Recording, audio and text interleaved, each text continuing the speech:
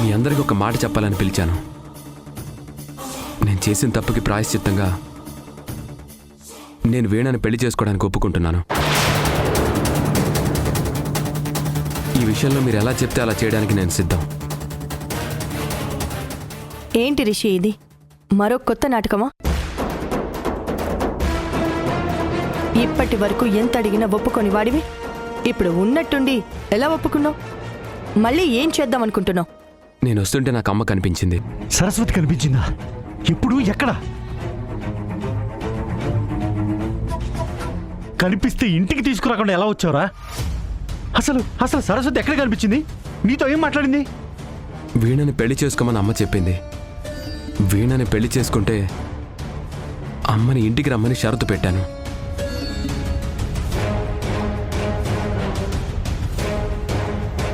దానికి అమ్మ ఒప్పుకుంది.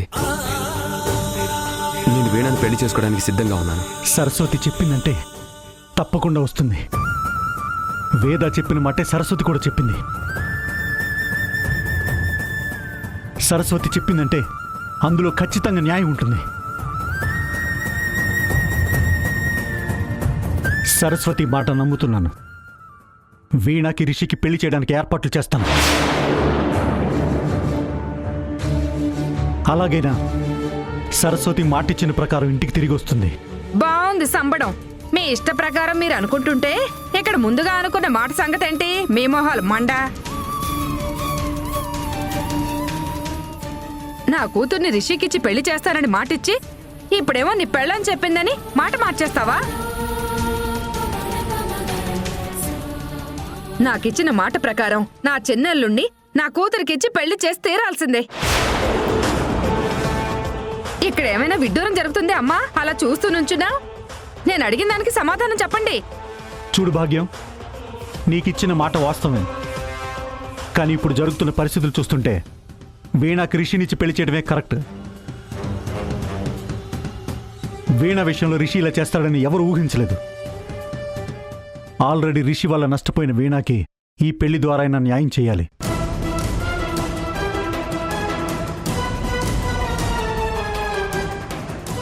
నీకు కావాల్సి వస్తే నీ కూతురికి నేనే దగ్గరుండి ఒక మంచి సంబంధం చూసి నా చేతులతో పెళ్లి చేస్తాను.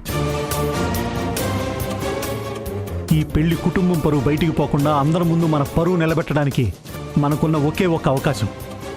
కాబట్టి ఈ విషయంలో నువ్వు అడ్డుపడకు. ఈ సమస్యకి ఫుల్ స్టాప్ పెట్టాలంటే రిషి వీణకి సారీ చెప్పాలి. అప్పుడే తను మనస్ఫూర్తిగా వీణని పెళ్లి చేసుకుంటానని ఒప్పుకున్నట్టు.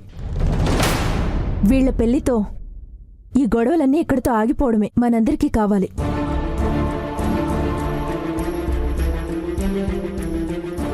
ఐఎమ్ సారీ వీణా. నేను చేసిన తప్పుకి నన్ను క్షమించు. నా వల్ల నీకు జరిగిన అన్యాయానికి మన పెళ్లితో న్యాయం చేయాలనుకుంటున్నాను. దానికి నువ్వు ఇష్టపడితే నేను పెళ్లి చేసుకోవడానికి సిద్ధంగా ఉన్నాను. ఎప్పుడైతే నా జీవితం నా చేతిలో లేకుండా పోయిందో అప్పుడే నా నిర్ణయం నా చేతిలో లేకుండా పోయింది. నా తలరాత ఎలా ఉంటే అలా జరుగుతుందని అనుకుని సరిపెట్టుకోవడం తప్ప ఇప్పుడు నేను ఇంకేమీ చేయలేని పరిస్థితుల్లో ఉన్నాను. ఇక్కడ నా ఇష్టానికి నిర్ణయానికి పని లేదు. మీకు నచ్చినట్టు చేయండి. తల ఉంచి తాళి కట్టించుకోవడం తప్ప నేను చేసేది ఏం లేదు.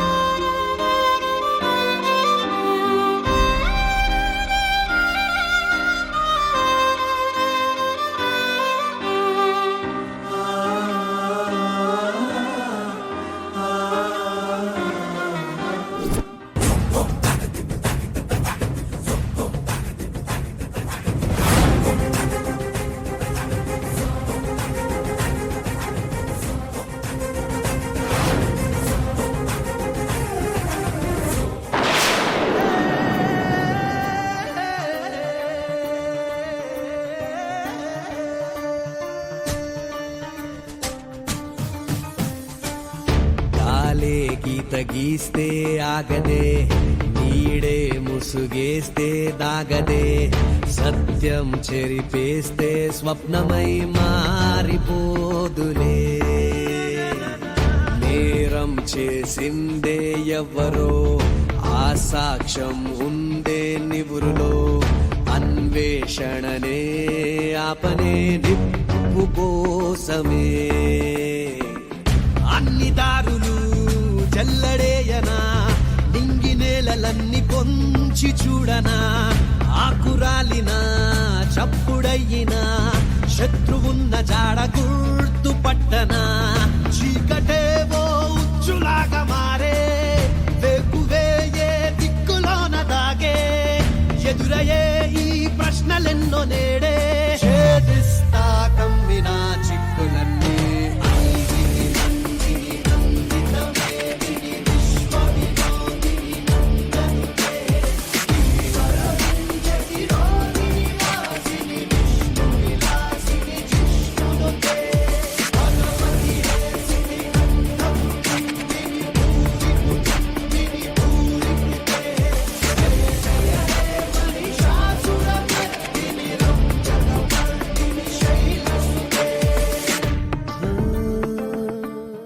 రిషి చేసిన తొందరపాటు నాకు ఈ ఇంటి మీద పగ తీర్చుకోవడానికి ఉపయోగపడింది. ఒక అబద్ధాన్ని నిజం చేసి ఈ ఇంట్లో ఉన్న పెద్ద మనిషికి మనశ్శాంతి లేకుండా చేస్తాను. రిషి నా మీద చేయబోయిన అఘాయిత్యాన్ని ఆయుధంగా వాడుకొని ఇలాగే ఏడుపు నటిస్తూ ఈ ఇంట్లో అడుగుపెట్టిన నేను అల్లకల్లోలం సృష్టిస్తాను. నా తండ్రి చావుకి కారణమైన ఈ కుటుంబం మీద ప్రతీకారం తీర్చుకోవడానికి రిషిని పెళ్లి చేసుకొని తనని నా దగ్గర కూడా రానివ్వకుండా ఈ ఇంట్లో వాళ్ళకి మనశ్శాంతి లేకుండా అందరికీ నరకం చూపిస్తాను. నేను అనుకున్నదో అనుకున్నట్టుగా చేస్తాను. దానికోసం ఎంత దూరమైనా వెళ్తాను. వీణా,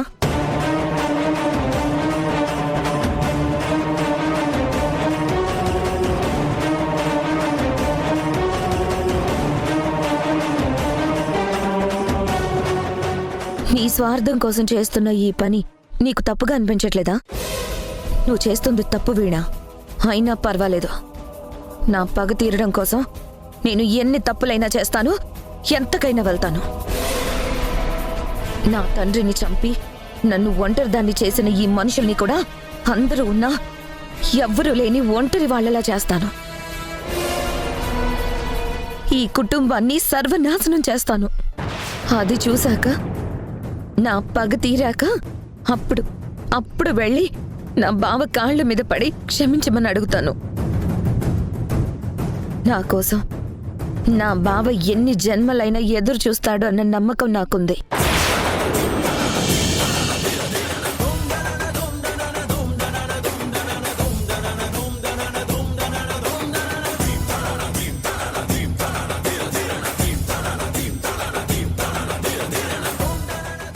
నా స్వార్థం కోసం నిన్ను బాధపడుతున్నందుకు సారీ బావా.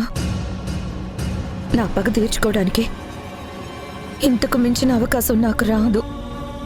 నాకింకో మార్గం కూడా లేదు. నన్ను క్షమించు బావా, క్షమించు.